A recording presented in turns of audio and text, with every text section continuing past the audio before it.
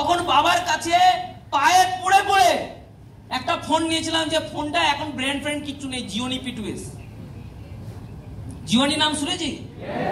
Gionee P2S, এইটুকু phone, নীল কালারের phone, 5,000 টাকা দাম। প্রথম ফোন কিনে ভাবছি সালা আমারও ফোন আছে। ফোনটা কেনার পরে 6 মাস না যেতে যেতে ফোনটা হ্যাং করা শুরু হয়েছে। হ্যালো, বুঝতে পারছে আমার কথা? আর আজকের একটা ছেলে ক্লাস 10-এ না পড়তে পড়তে আজকে সরকার টাকা ফোন দিয়ে দিচ্ছে, ইয়ে স্বর্ণ। তাহলে চেঞ্জ হয়েছে জেনারেশন, হয়েছে না হয়নি? হ্যালো, আওয়াজটা পাচ্ছি না, হয়েছে না হয়নি? হয়েছে, জেনারেশন চেঞ্জ হয়েছে। আমার বাবারা যে কষ্ট করে পড়াশোনা করেছে আমাকে করতে হয়নি। আজকের আমাদের ওপরে যে সিনিয়র আছে যারা কষ্ট করে বিজনেসটা দাঁড় করেছে, আমাদের সেই কষ্টটা করতে হচ্ছে না। হ্যালো, ইয়ে স্বর্ণ। আর ভগবানের কাছে কামনা করি আর যেন কষ্ট করতেই না হয়, জয়েনিং করবো, দেখবো নিচে গোল্ডের টিম হয়ে গেছে। হ্যালো, ইয়ে স্বর্ণ। হ্যালো, বুঝতে পারছি? রিয়েলি জয়েনিং করে পিছনে একটা টিম হয়েছে কিনা সারা সপ্তাহ খুলে দেখছি। সিনিয়র বলছে আরে বারবার আইডি খুলে তো টিম হয়ে যাবে। হ্যালো, বুঝতে পারছি না, কিন্তু মনের একটা স্যাটিসফ্যাকশন, কবে আমার নিচে একটা টিম দেখাবে। আর আজকে ম্যাক্সিমাম 90% ছেলে আইডি খুলে দেখো, অলরেডি 10 জন পড়ে আছে। হ্যালো, বুঝতে পারছি না? কিন্তু এমনও আছে, ওদেরকে যদি বলি তোমার কটা টিম ভাই, কটা টিম বল, আমার না টিম নেই। ওর আইডিটা খুলে যখন দেখায় ওর নিচে 10 জন।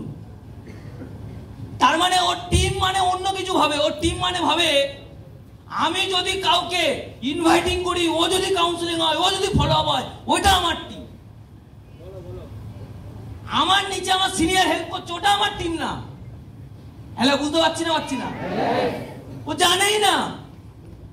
কারণ একটা কথা ভেবে দেখো, একটা টাইমিং ছিল প্রচুর কষ্ট করে একটা ডিডি বেরোতো, প্রচুর কষ্ট করে একটা টিম হতো। আর আজকের জেনারেশন চেঞ্জ, আইডি খুলে দেখবে তোমার নিচে 10 জন হয়ে গেছে। কিন্তু কোথায় আছে মানুষ যত সুযোগ সুবিধা পায় তার আরো বেশি চায়। কি আমি বোঝাতে পারছি? আওয়াজটা পাচ্ছি না, বোঝাতে পারছি? সবার থেকে আওয়াজটা পাচ্ছি না। এলে পা যাবে না, যত সুযোগ সুবিধা পাবে দেখবে তত লাগবে ওদের। আজকের আমাদের প্রচুর সুযোগ সুবিধা হয়ে গেছে, হয়েছে না হয়নি? এবার আমাদের কি মনে হয়? আমাদের মনে হয় বিছানা থেকে উঠে দাঁড়াবো, আমি রেডি হয়ে যাবো, স্কুলে চলে যাবো।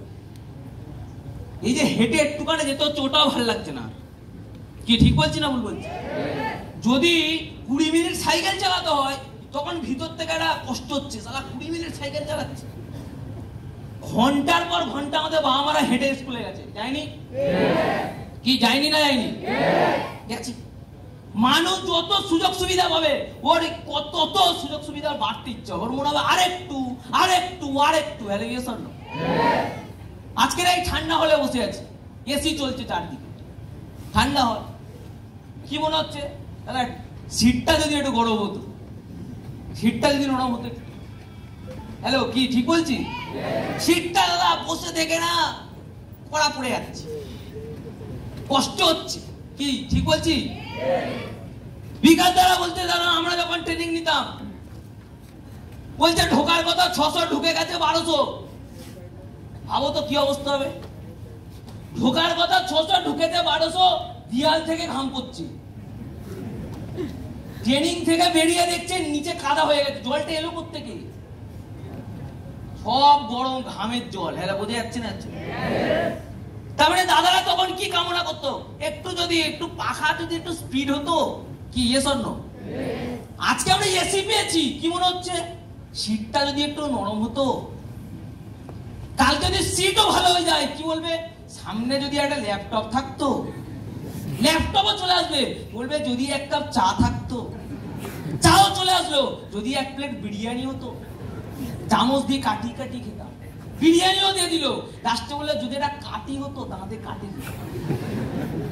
হ্যালো, কি ঠিক বললাম আমি?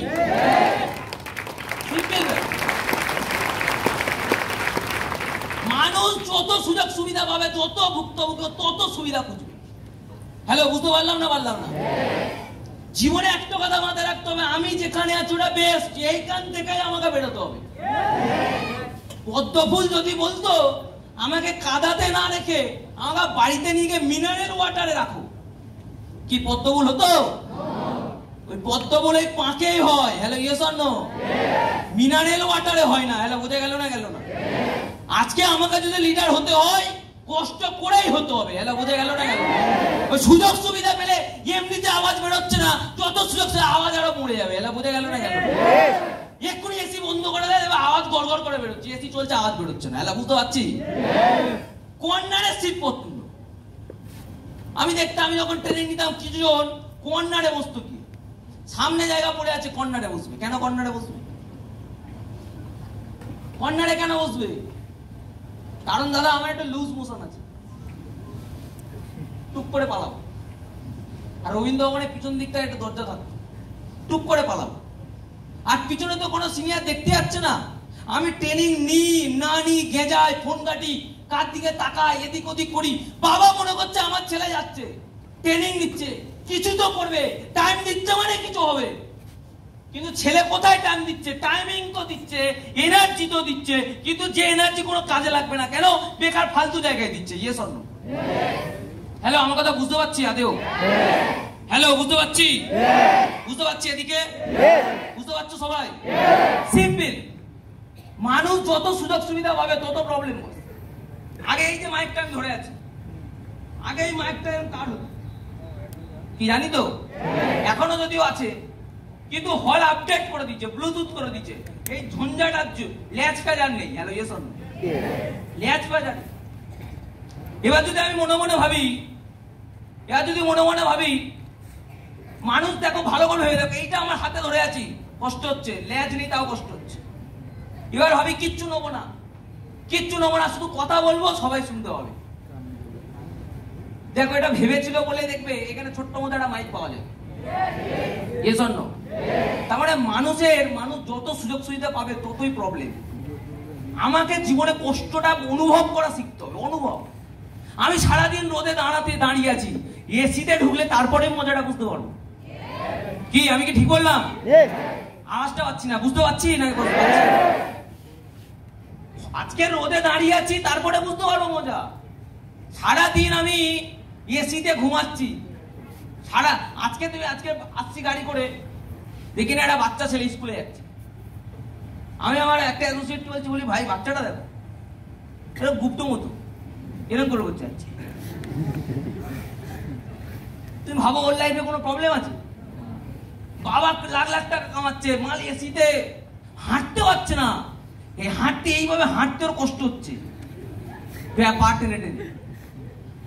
ওর মা বলছে হাঁট হাঁট, এই তো স্কুল, হাঁট বলে নেবো না। হ্যালো বুঝতে পারছি না? পাচ্ছি? তোমার সুযোগ সুবিধা, মানুষের কষ্টটা অনুভব করা উচিত। আজকে আমার বাবা মারা কষ্টটা অনুভব করে, তাই বুঝে। আর আমি কষ্টটা অনুভব করি না, তাই হলে এসে ঘুমাই। আমি মাঠে গিয়ে কোনোদিন খাটিনি, তাই হলে এসে ঘুমাতে ইচ্ছে হয়। আমি মাঠে গিয়ে কোনোদিন ওই ঘাসটা নিড়িয়ে ভেড়িতে রাখিনি, আর ঘাসটা নেড়াতে গিয়ে হাতে শামুক ফোটেনি, তাই হলে বসে আওয়াজ বেরোয় না, তাই ঘুম পায়। যদি গিয়ে মাঠে বাবার সাথে নিড়াতাম, পিঠটা শিক হয়ে যেত, ওপর থেকে রোদটা পড়লে পিঠটা পুড়ে যেত, তখন বাপ বাপ করে এখান থেকে আওয়াজটা বেরোতো। বাপ বাপ করে বেরোতো, বাইরে থেকে আর মোটিভেশন দেওয়ার দরকার হতো না। যত সুযোগ সুবিধা মানুষ পায় তত তার ভিতর থেকে আত্মা মরে যায়। আত্মা যখন মরে যায় তখন ভিতর থেকে কোনো চার্মিং আসে না, তখন কিচ্ছু আসে না। আত্মা জাগাতে গেলে নিজেকে এমন জোনে দিতে হবে যে জোনে আমার কষ্ট হয়। হ্যালো বুঝতে পারছি না? বাড়িতে ছেলে আলু ভাতে ভাত খেতে পারে না, আর রুমে ফেলে দাও, দুদিন খাওয়া হয়নি, আলু ভাতে ভাত, শুধু ভাতটা গরম গরম দিয়ে দাও, নুনও সারা লাগবে না, গোবা গড় ঢুকছে। হ্যালো বুঝতে পারছি না? আমার একটা টিম, তুমি জানবে না, প্রত্যেকদিন মাংস, বাড়িতে পার ডে মাংস হতো, পার ডে। একদিন রুমে চলে এসছে ছেলেটা, আর রুমে এসে তুই জানবে না, আমি একদিন রুমে গিয়ে দেখলাম, একদিন রুমে গেছিলাম, গিয়ে দেখছি ও আমাকে বলছে, দাদা, মানে ও আগে যে দাদের সাথে রুমে থাকতো তারা বলছে, দাদা এই ছেলেটা ভাত বাড়তে দেয় না গো। এটা তরকারি দেবো, তরকারি ফরকারি দরকার হয় না, ওই ভাত দে নুন দে কি করে খায় আমি বুঝি না, ছাতু দিয়ে ভাত খেয়ে নেবে। আমি ওকে বলছি ভাই তোমার না এগুলো শুনছি, তুমি তো মাছ মাংসটা খেতে না। বলছে আমি ওটাই বুঝতে পারছি না, মাছ মাংসটা আমি ঢুকতো না বাড়িতে। একদিন যদি মাছ মাংস না হতো বাবার সাথে ঝগড়া করতাম, কেন আজকে মাছ হয়নি, কেন মাংস হয়নি। আর রুমে আসার পরে ঘর ঘর ঢুকে যাচ্ছে। হ্যালো, বুঝতে পারছি আমার কথা? বুঝতে পারছি কেন হয় বল? এই কারণের জন্য হয়, বিকজ অফ আজকের ও ছিল কমফোর্ট জোনে, আরে এখন এসছে আনকমফোর্ট জোনে। আর যখনই মানুষ কমফোর্ট থেকে আনকমফোর্টেবলে আসে তখন তার রিয়েল স্পিরিট বাইরে বেরিয়ে আসে। হ্যালো, সব পারে মানুষ, কি পারে না? আজকে তুমি আমি 10টা পুশ আপ মারতে গিয়ে